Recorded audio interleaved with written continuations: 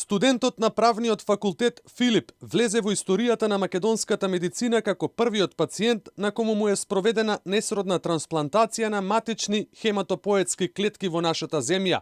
Тој реши да проговори јавно за да ги охрабри сите пациенти кои се соочуваат со ист предизвик како неговиот. Првиот пат кога дознав за мојата болест, нормално бев исплашен, не знам што ме очекува, бидејќи имам слушано лоши навици околу тоа, но пред се подршка од фамилијата и пријателите ми помогна за да стигнам од тука и да се осеќам многу подобро за разлика од претходно. Стручниот тим на клиниката за хематологија совлада голем предизвик со воведување на оваа метода во нашата земја. Со ова, македонското здравство влезе во мапата на центрите во светот каде што се лекуваат најтешките болести на крвта, рече директорката на Универзитетската клиника за хематологија Ирина Пановска-Ставридис. Пациентите повеќе нема да има потреба да одат во странство. Напротив, за оваа интервенција сега ќе можат да се обратат во нашата држава и лекувањето да го поминат заедно со нивните најблиски. Се отвара можност и пациенти, страни осигуреници да ја побараат оваа услуга во нашата држава.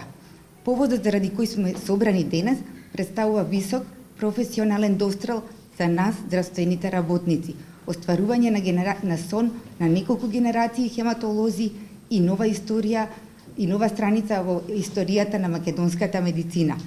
Трансплантацијата на коскена срцевина е една од најскапите операции кои Фондот за здравство ги има финансирано изминатите години, рече директорот на фондот Ден Дончев.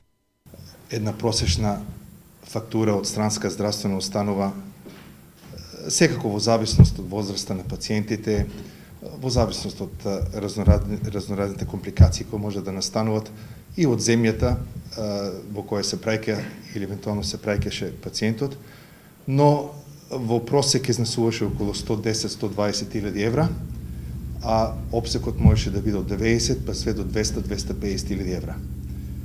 До сега годишно во просек околу 20 пациенти се упатуваат во центрите во странство за трансплантација на матични хематопоетски клетки. Оваа процедура од сега ќе биде редовно достапна на располагање за сите пациенти кои боледуваат од малигната болест на крвта, истакна министерот за здравство Венко Филипче. Од сега нема повеќе да се малтретира ниту семејствата, ниту пациентите и ќе направиме огромна заштеда на финансиски средства од Фондот за здравствено осигурување, заради тоа што станавме дел од Европскиот регистар, со чија помош матични клетки беа лоцирани во една од европските земји и на еден наш пациент на кој што му беше потребна таа трансплантација, клетките ги донесовме кај нас и таа се спроведе успешно на клиниката во текот на минатата недела. Во моментот Филип е стабилен, се чувствува добро. Следува период од 180 дена кога пациентот треба да биде во посебни услови додека потполно не ги прифати донираните хематопоетски клетки.